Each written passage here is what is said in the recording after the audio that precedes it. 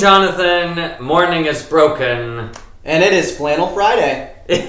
But in September. It is warming up. It's going to be a delightful weekend, and it's going to be next week is going to be back where you like it, right? It'll be kind of perfect next week, I think. I know. I am, knock on wood, moving day, 78-ish, oh, and that sunny. would be perfect. So I'm really excited for You that. don't want to move in rain and snow and sleet and all I'm also of those. excited for the warming up this weekend. Okay, first of all, it wasn't that cold, and we needed the rain.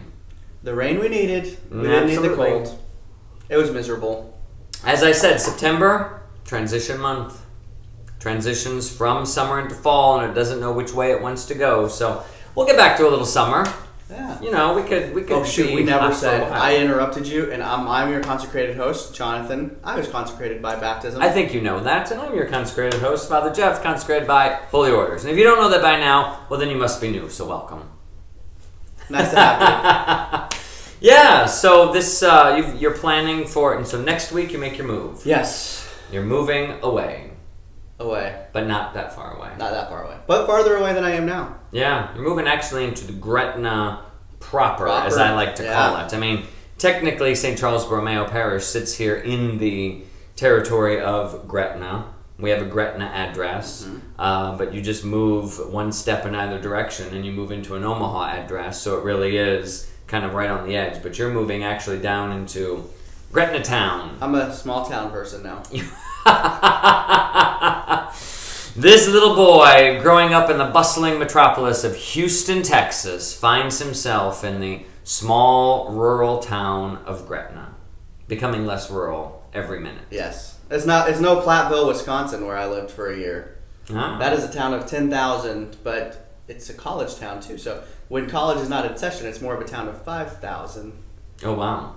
And it takes 5 minutes to get to anywhere. Going across town to the complete That was opposite side. always nice. I grew up in Columbus, Nebraska, and it's a town of 20,000. And, you know, you never had to really plan driving time. 10 minutes to get from one end of town to the other end of town. Maybe if there was traffic or weather, you needed to budget a minute or two extra, but it was so nice. You really didn't have to think about, oh, it's going to have to plan drive time.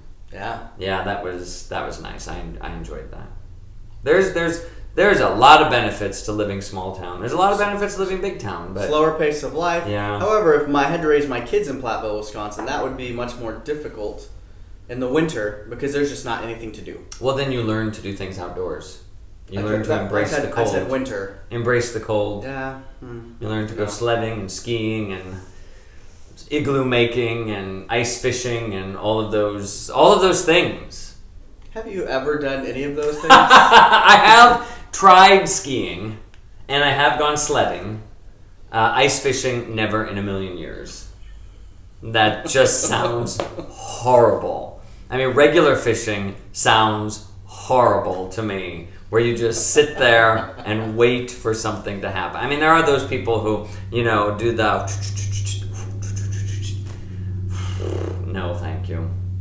That just sounds like a bit much. Fishing is fun if fish are biting. See, there it is. It's just a matter of waiting for something to happen. I could sit here and wait for something to happen. This is about as fun as fishing is. You could pray. Oh, look, something happened. How exciting. Oh, fun. Oh, Jonathan. Oh, Jonathan. Well, today is the 19th anniversary of September 11th. The day the terrorist attacks on New York and the Pentagon and Pennsylvania and the planes that went down and the many people who lost their lives. Can't believe that 19 years have gone by, that we'll be next year celebrating, memorializing, whatever the word is, the 20th anniversary, and how the world changed after that. It really was. It's almost a loss of innocence in a way. I was in high school still, and the world was never innocent. Right, but, right.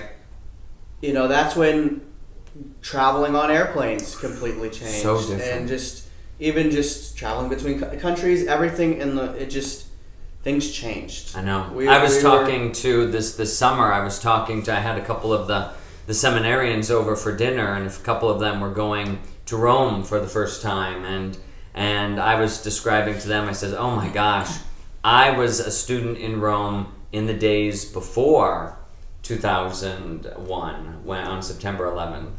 And I said, I remember the days where St. Peter's Basilica was, the front doors stood wide open. There was no metal detectors, no checkpoints, no security. It was like any other church. You just walked in, walked out.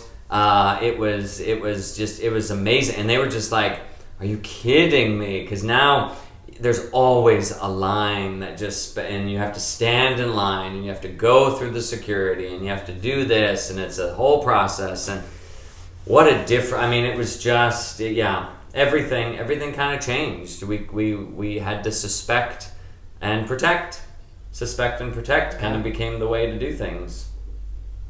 Wow. Yeah, so we remember all of those, especially those people, those heroes that give their life every day to protect our nation. The men and women in blue, as we often say today. Sometimes there's traditional quote unquote blue masses for all of those in civil defense and first responders, and in our police and paramedic and hospital, and all of those men and women who just work on the front lines every day to help us keep the peace. Yeah, and it's the beautiful thing that did come from September 11th was seeing those heroic actions and the way people came together. Yeah. And, that was probably the last time our country, even if it was only for a few weeks, that we were truly just united together, and it was more about us as a country and not politicized or anything else. It was just the days following was really beautiful to see. A musical was made of a story of this town, Newfoundland. There it is. Up in Canada. Mm-hmm. In Newfoundland, and it's Gander is the town. And so that was an international airport before those became commonplace. Sure. And so that's where a lot of planes were grounded. And so this musical, Come From Away, is about how this town shut down everything to have tons and tons of people stay in their homes, in their gyms, everything, and they took care of them. And it really is the best of humanity. Wow. And so if you ever get a chance to see Come From Away, it's phenomenal. Never heard of it. It's heartbreaking. I remember seeing the story of it, reading the story probably about 10 years ago of the town, and the whole town just opened its doors, and it's a small town, and the population probably almost doubled. Yeah. I might be embellishing a little bit, but it was way more than it could handle. Yeah. But they handled it and took care of people. There's some people that met when they were stranded there, got married. Oh my gosh. It's a beautiful story of humanity, and it really shows how God can take the worst and bring the best. Right. It also demonstrates to us in some small, in kind of a tangential way here, kind of focusing where we've been looking at the Screwtape letters and just how the evil one likes to exploit. There is that that strange human whatever that a common enemy brings people together. Mm-hmm. And it's sad that we have to have an enemy in order to be united. That, like you said, that was a time when America came together, whether you were progressive or conservative or traditionalist or liberal or wherever you were on the spectrum, we all had a common enemy. There was this destruction, there was this terror from without, we had to band together. And when we don't have a common enemy, then we turn on each other and make the other person the enemy. And so we've seen throughout history where sometimes those in power will purposefully create enemies and will create, and then the conspiracy theories. Right. The conspiracy theory of and I'm going to call it a conspiracy theory because I don't know, my history is not that good, but the bombing of Pearl Harbor. There's the conspiracy theory that President Roosevelt knew that it was going to happen and let it happen so that America would get the kick in the pants it needed to enter into the war. That he needed that to happen in order for... I've never heard of that. That's a conspiracy theory that I had heard. Whether or not it's true, I would hope that it's not. But, you know, in just knowing human nature, that's what makes it believable. Yeah. Because it's like sometimes human beings can be so depraved that we look to make for enemies so that we can unite or do whatever. So, but today we remember all of those who lost their lives in 9/11. We pray for strength and security within our land, and that we don't need an enemy to bring us together. Right. Amen. Amen to that. All right, Jonathan, time to dive into the Screwtape letters. Chapter 11. Chapter 11 on this September 11th. So, we've been kind of going through this man's, like if you remember yesterday, this man found these new friends, and they don't really share his Christian values. We don't know who they are. Not the best influence. No, they're not the best influence. That's what we know for sure. And he's hanging out with them, and so now we're going to kind of start taking a look at the sins that, or the temptations that kind of come up in social circles, like with other people. When you're in conversation groups, when you're with these circles of people, what are the particular temptations? What are the particular things that leap out at you? And chapter 11 now really kind of dives into that.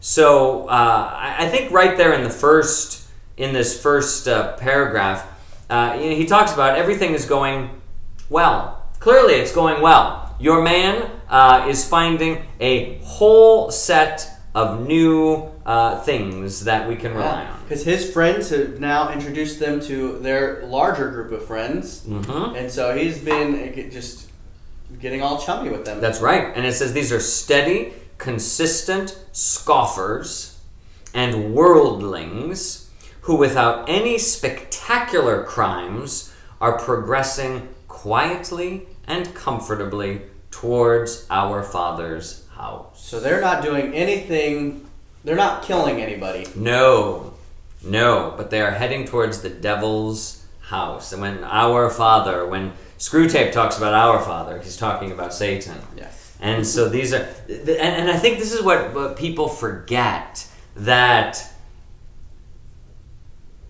we sometimes think that mortal sin is the only sin that will set you into hell. And when people hear mortal sin, they think only of killing and adultery. And that's what people will say in joke. They'll say, well, I don't think I've killed anyone and I haven't committed adultery, so I must be good. Let's think about that for a little bit. First of all, every one of the 10 Commandments is a mortal sin in its full and most expressed way. So there is a plentitude of mortal sins into which we can fall. But what he is saying here is that the venial sin takes us just off the mark enough where we don't feel like we're off the mark, but we really are. And if we just keep moving along that path, we find ourselves not at all where we thought we were. Yeah, the way I pictured it is, like a pyramid or something. That, no, it's not Mount Everest or huge iceberg. Right. It's rocks, rocks, rocks, rocks. Each one of them probably somewhat insignificant. Sure. You put them all together, and you have this huge... These little things start to add up. There'll be a chapter here coming up, so I don't want to give. I think it might even be the next chapter. I don't want to give anything away, but we'll expand upon that that notion of how venial sin can eventually become serious. And this is why the church, in confession, requires that when we go to confession, in order for that confession to be valid, in order for the sacrament to actually happen, we of course need to be sorry. We need to be forgiven, and we need to do some kind of satisfaction or amendment. But what's integral is a confession, that I confess my mortal sins in kind and number. So that is, what are all of those serious, deadly sins in kind? In other words, what did I do? Not just generic, oh, I struggled with lust. I don't know what that means. Is that, could mean a lot of things. It could be I dwelt on impure images or thoughts. I downloaded pornography. I made pornography. I had a sexual rendezvous with someone. I raped someone. I mean, what is this thing of lust? That could be many, many things. So in kind, what was the sin? And in number, how often did I enter into that sin? But also the church recommends then that we confess those venial sins that we find habitual and problematic. The ones that I'm constantly stumbling over for this very reason. Those venial sins, we sometimes just brush off and think, well, that's just a little sin. I don't have to worry about that. They weigh on you. How many of you, how many of you fall down flights of stairs every day? Or how many of you break bones or land on your face or, have these huge dramatic falls? Not often, if ever. Right. But how many times have you stubbed your toe, tripped on something, banged your foot against, stumbling all the time? And if we're not careful, that can cause us to fall down the steps, to fall down, Sure. to fall off a ladder, to do whatever. So, got to be careful about the little things. Yeah. And those little things, they do weigh you down. They do. And it's like carrying a backpack with rocks. Yeah. You put them in there, and you still, yes, we are forgiven of those when we attend Mass. But, like you said, those habitual ones, if I disrespect my parents once, and it's just out of the blue moon, that's probably okay, and and you're conscious of it. Yeah. You go to Mass, it's forgiven, and it's probably okay. But have you built a habit? Yesterday we were talking about sanctifying grace and building the good habit. Are we in the process of building a bad habit that's just becoming more and more a part of who we are? A part of who we are, so not really, just something that happens. And you don't notice it. Like you said, if you got a backpack on, and I put a tiny little rock in that backpack, you're not going to notice it. And then I put one more on, you're not going to notice it. You're going to keep adjusting to that little change of weight, and you never notice that it's happening until all of a sudden you take that backpack off that now has 25 pounds of rocks in it, and you're like, oh my gosh, that's why my shoulders are so sore. That's why my back hurts. That's why blah, blah, blah. So, yeah, these little things.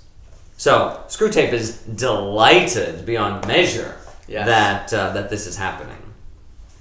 All right, so let's dive into this. So he wants to get into things that people like to do when they get into small circles and social things, and that's laugh and be funny and have jokes. And oh, Jonathan, let me tell you a funny story that happened to me. Okay. Yeah. Well, I don't have one, but that's what people. That's what people like to do. You like to, when you gather around those people who are telling the stories. People like laughter. We like to laugh. We like to laugh, and laughter is good. I mean, even physically and psychologically and emotionally, that I think if you laugh, you actually increase your lifespan. I think so. it releases things. It does. It releases things. It releases tension. It loosens you up. There's dopamine and all that other stuff that kind of relax you. And I do like to laugh. It is a good medicine. Especially a good belly laugh. Right down there. That is amazing. I do. It's just, it's like good laugh. But Screwtape here talks about other kinds of laughter. Mm-hmm. So what are we laughing at? And he mentions a few things. Joy, fun, a joke, a proper joke, and flippancy.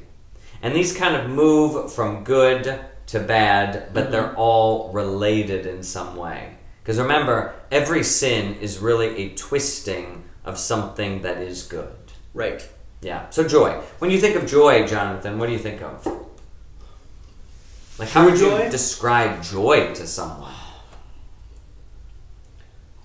I would almost say it's the sense of your purpose. I mean, because it's so deep. It's not just a fleeting moments or anything else. Right. Joy is something that really is, I mean, it's hope. It is life.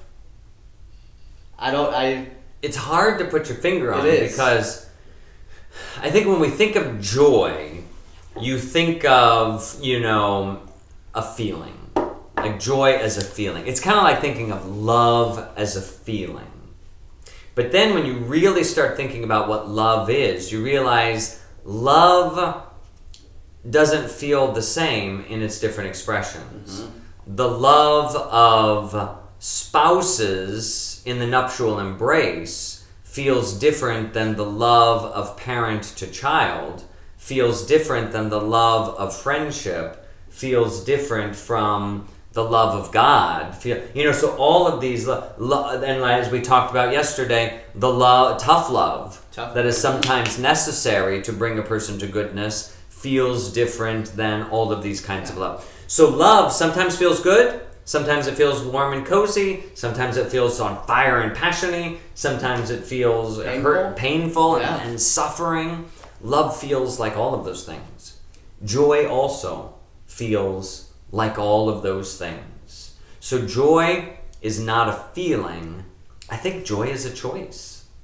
It's a fruit of the Spirit that is a choice we make. It's like, I choose to live with this, I don't want to say optimism, but that kind of is the thing. I choose to live in the knowledge of the resurrection. Mm-hmm. I choose to live in the knowledge of God's presence. I choose to live. So sometimes I'm going to feel like crap, but I know I'm going to make it through. And so even though I have to slog through it, there is a joy because I'm in relationship with God. And I choose that.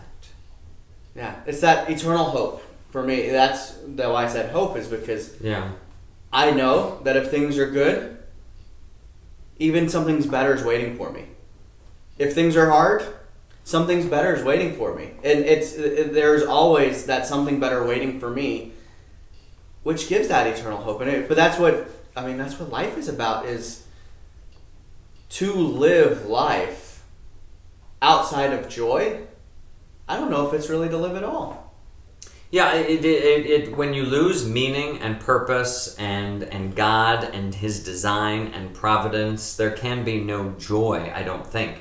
And I think that's why people, when you look around the world, people then begin to look for the carbon copies of joy. I want fun and pleasure and emotional highs and chemical reactions firing that tingle within me. Material things. Yeah, all of the I'm looking for the feelings because I don't have the real joy. So joy, he totally ignores because he's like, we don't know what the heck joy is. Just stay away from joy. The real cause, we don't know. Because the real cause of joy is the Holy Spirit. Right. If the Holy Spirit is in your life, you're going to get it. It's incomprehensible to them. Yeah. Something like it is expressed in much of that detestable art that humans call music, which occurs in heaven, a meaningless acceleration in the rhythm of the celestial experience, quite opaque to us. He has no idea the purpose of art and beauty and music, and all of those things evoke joy. So, he doesn't like that. He doesn't like joy. He doesn't like laughter that comes out of joy because it seems to be an offense against hell. That hell is dignified and proper and ordered and stoic and staid. And this laughter breaks through all of that. Well, really, hell is a bunch of chaos. Again, he's a liar. Right. Remember, the Screwtape is a liar. Nothing he says can be taken at face value. So hell is real? Anything real in hell? Dignified? No. Austere? Maybe it's a little austere, but in the wrong sort of austerity. Yeah. So he goes on to talk about fun. Fun is related to joy, and that's the feelings that come out of something good. So, as we talked several chapters ago, the feelings that rise up out of the thing that is real. So, joy is real, and then those feelings of fun that come out of that might be good, might be bad. You can feel fun when you're doing something good. You can also feel fun when you're doing something bad. Right. Have you ever had that experience of doing something bad and thinking it was fun? Yeah. I mean, for most sins, Yeah. you are looking at that immediate good. That's one of the hooks. Quote unquote good. Yeah. It's the fun, it's the feeling, and it's the fun. It's like, oh, if this is fun to go do this thing that's bad. This is going to make me happy. And it's exciting, and it gives you a rush. You know, people talk about that all the time, like, why did you steal that thing?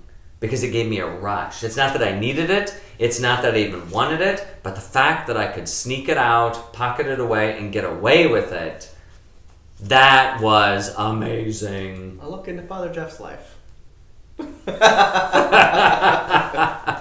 Yeah, well, I'm not saying that I do like to do that, but, you know, let's not go into my shadows.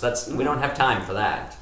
So we move out of fun then, and we move into things that the evil one can now start to work with a little more. And he begins with the joke proper. Like a good old joke. I'm going to tell you a joke.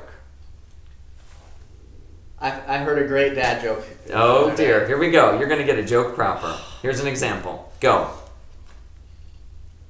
I learned a really great joke in sign language, Okay, I'm ready. but no one's ever heard it.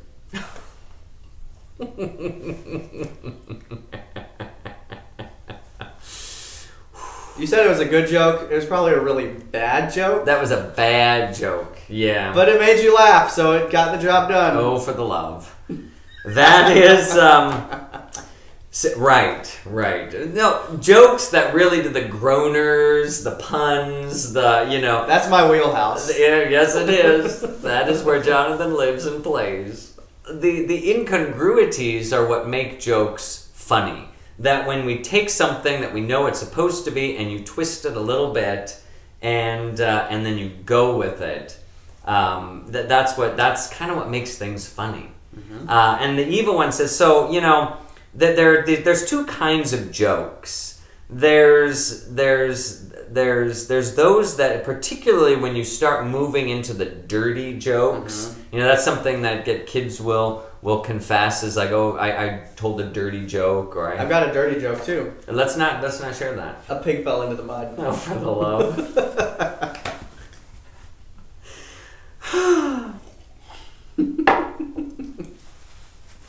The evil one says a lot of those jokes, even though they're dirty jokes, they tend not to go anywhere. Right. So while it may seem dirty, doesn't really take you anywhere. What you want to do is you want to take those jokes that he says here erases culpability or erases a sin, ones that kind of push off things. So if you make a joke about something that you shouldn't be laughing about, but now do laugh at, it makes it tolerable, right, and palatable. And so he talks about here that the joke consoles and excuses things in life. So if I'm a mean person, if I am mean to you, and then I joke about how mean I am, and everyone's like, oh yeah, you really are so mean, oh. And I remember when you pushed him down into the mud. Exactly, ha ha ha ha. And then it's like, then because everybody loves the clown. I mean, the jester, it's that lifts up life. But what that does then is it deflects from the real serious, the sin there. Or if I'm a miser, or if I'm if I'm a coward, but we joke about, oh, how I never do anything and I never talk to anyone, and oh my God, it deflects. It's funny as long as it's not happening to you. Right. And if I can keep people from, it's kind of like I'm blocking away. I don't want you to see my sin, so I joke about it. And a lot of times that self-defacing humor, And you see this a lot of times. People will do that. They'll beat up on themselves. They'll make some self-deprecating humor, which sometimes can be good.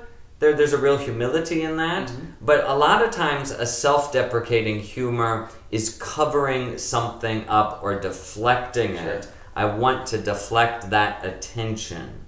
And so I don't want you to see that that's my weakness, or that that's my sin, or that that's my whatever. Insecurities. I mean, it definitely covers up insecurities when... Oh, absolutely. You are... Some of it's healthy, but it can really be twisted then into something where it makes sin palatable. Right. It's like, oh yeah, that's just his way. Oh yeah, that's just her thing, you know, whatever. And then that bad thing that they're doing all of a sudden becomes their joke. And there's a twistedness. That's not so bad anymore. Right, right. Jokes do not help towards a man's damnation so much as his discovery that almost anything he wants to do can be done, not only without the disapproval, but with the admiration of his fellows, if only it can get itself treated as a joke.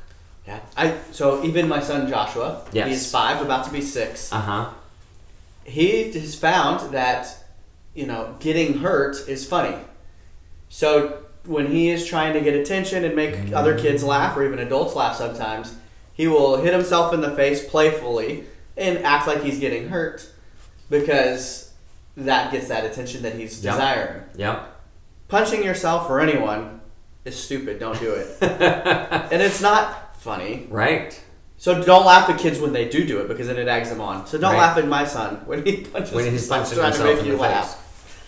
And it is funny sometimes. But that's a childish example of that. But children, I mean, parents, I think, have to deal with this all the time, because kids will do naughty things, and you want to laugh at them because it is ridiculous. But you don't want to laugh at them because you begin to show them that that's acceptable. Right. That it's acceptable when you take your food and throw it on the ground. And a kid can't acceptable discern when you rub food in your brother's hair, or... A kid can't discern whether you're laughing because it's truly good, or... So then that is just affirmation to them. It's like, oh, I'm supposed to do this. Yep. That's where the temptation comes. I mean, this is what Jesus tells us to be childlike, not childish. But this is where sin always is childish, because it takes the discernment out of it. So if I'm laughing at something funny that's not funny, and we do it all the time. You know, when people do get hurt, when bad things happen to people, we do tend to laugh at it. I don't know if it tries to make ourselves more comfortable, or because it's weird. There's something messed up about it. I just had a reel of America's Funniest Home Videos that is playing through my head. It is kind of funny. And half of those are, you know, a dad getting hit, unfortunately, by playing t-ball with his son, or, you know, just people falling, doing other things, silly things. Half the show is probably people getting hurt, or we don't see how hurt they are, right? Or they weren't hurt enough to be really hurt. But there's that fine line, and it can get crossed so easily. But I'm guilty of doing it, so I think we all are. I don't know why it's funny that now I feel like a terrible person. You are kind of sad. Well, and then that takes us to our final stage of flippancy, where flippancy is that we are trained to talk as if virtue were funny. That for the flippant person, every serious subject implies that there's a ridiculousness to it. It's ridiculous, and there must be some, and so you treat everything serious so lightheartedly. You know, you can't, and it. What was my note here? Flippancy. It leads to a lack of respect and a loss of human dignity. When you treat things not with the gravity and the dignity that they truly deserve. To be flippant, to be casual, to be... Oh, going to church. I used to do that. then I found my life. You know, or just like, then I got a life. You know, just simple things that you just throw under the bus because it gets a laugh, and you just, anything. Have a job. Oh, respect my wife. Yeah, the old ball and chain at home. Yeah. You know, I mean, those are the flippant comments that take something very serious, and we do it all the time. Human beings have been trained to take that which is most sacred and most holy and turn it into the very things that we joke about and curse about. And so you curse about, you take something very bad and you make it holy. Holy blank. You know, you take these two things that are on opposite ends of the spectrum and you meld them together, and there's this flippancy. There's nothing, I think, that is more angering sometimes is the way there was a lot of things that we saw during this pandemic. The way people were trying to be quote-unquote creative about administering the sacraments or whatever. And you may have seen there were some jokes out there that didn't actually happen, but I don't think you should make that kind of joke because it treats it as something now less serious. For example, the picture of a mom holding her baby up and a priest on the other side of the baptismal font with a mask and a water pistol shooting him at the baby, like that's how baptism was administered. Now, from what I understand, that was staged and it wasn't a real thing. But it went all over the internet. And what it does is it degrades the sacrament of baptism. It turns the sacrament of baptism into a joke. Right. When we talk about the Eucharist as a cracker or a cookie or something, it turns it into a joke. That we don't have to take it seriously. And this happens all the time. I mean, I saw there was these contraptions when the pandemic first started. They were these guns that you could actually load the hosts into. Oh, no. And you pulled the trigger and it deposited a host. I was like, click, click. It was a dispenser, a host dispenser that you could drop the host into a person's hand without having to make contact. Well, okay, fine, innovative, whatever the heck, but that's ridiculous. There's something about it that just takes the sacredness of that Eucharist. It's a mockery. If this isn't serious, then, you know, the priest who thinks he has to be the stand-up comic at Mass, you know, and make everyone laugh and jovial and feel all whatever, is like, I'm sorry, Father, this Mass is not about you. And it's not about an audience appreciation or whatever. You are here to offer the sacrifice of the Mass and to effect my salvation. Stop making it a joke. Right.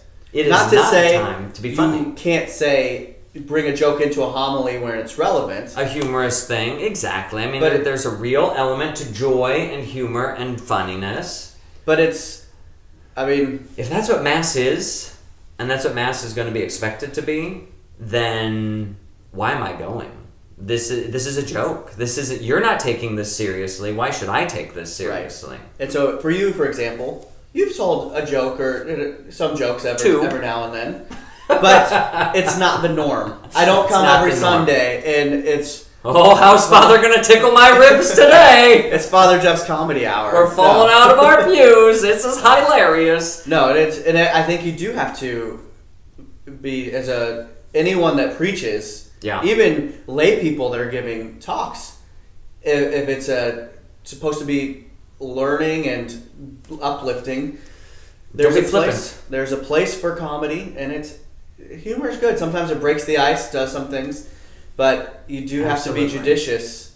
You have to be judicious. How am I really talking about these sacred or important things with the dignity that they require? And if a little bit of humor will help demonstrate the joy of it, then great. But if it's really just to do something else, what's the other motivation that's in there? Is this an expression of joy, or is it something else? Does flippancy, as we were talking, it made me think of like just wanting to have some kind of sort of control or ownership, where it's like, you know, we talked about having that ball and chain at home, and it's just like, this is greater than me, but I'm going to make it lesser than me. I think that's exactly it. That this thing should be greater than me, bigger than me, but I don't want to make someone else uncomfortable. So let's just bring it down to our level. Bring it down, exactly. There was a book that I remember I read when I was in seminary, and I think there was even a video that was made that would go around priest circles and whatnot called "How Not to Say Mass," and it kind of went through a lot of your common things, and it's like, and there was this one. It was like, Father, look at yourself in the mirror. Look at, like the alb that barely gets past your knees, the chasuble that's all worn wonky and cockeyed and, maybe with a stain down here, and, your hair is all out of place. And you might think that these are not important things, and maybe in the grand scheme they're not. But what does that say about the minister who stands closest to the sacred mysteries and offers them to the people and becomes a focal point for God and man, that if that man can't even make a dignified presentation of himself, and you can be humble and be dignified. In fact, the most dignified people are the most humble. Mother Teresa was exceptionally humble, and she was exceptionally dignified. She would not have come into someone's house or into church if her sari was not clean. Even though she's been working out in the streets, and she could say, well, you shouldn't pay attention to the dirt and the filth. I was working out serving the poor. No, no, no, no. Now she is coming to God. Now she's coming to meet you, and she is going to present herself in a way that respects the other. So not being flippant about it, not being casual about it, but being serious about serious things, but also being joyful about them. Right. Because, like you said, so using the priests, the way they're dressed in the chasuble, or even the picture that got sent out of the squirt gun baptism. Yep. If that was seen amongst faithful Catholics and known it was a joke, oh, that's funny. Yeah. It can be humorous. Yeah. The problem is it went viral, and all of these people, maybe not well-formed, are like, oh, the Catholic Church is a joke. Because that is their exposure to the Catholic Church. Maybe their only exposure all year. If you can do that with religion, then I can do that at home. Same with the priest. If he is normally dressed the way he's supposed to be, very presentable, has an off day. Everyone has an off day. Yeah. People that are there normally are just like, oh, well, it happens. Yeah. That visitor, though, that comes in, maybe that's their first Mass. Who's this schmuck? Yeah. This is not worth giving my time and energy to. I want to be uplifted. I want to experience joy, and true joy has a dignity about it, because there's going to be, the Holy Spirit is going to be present. Titles. Turning reality into a joke. Yours? No laughing matter. Oh, I like that one. That's good. You're kind of witty there, Jonathan. Yeah. All right. Have a great weekend. We'll see you on Tuesday. Enjoy the sun. It'll be nice. Bye-bye.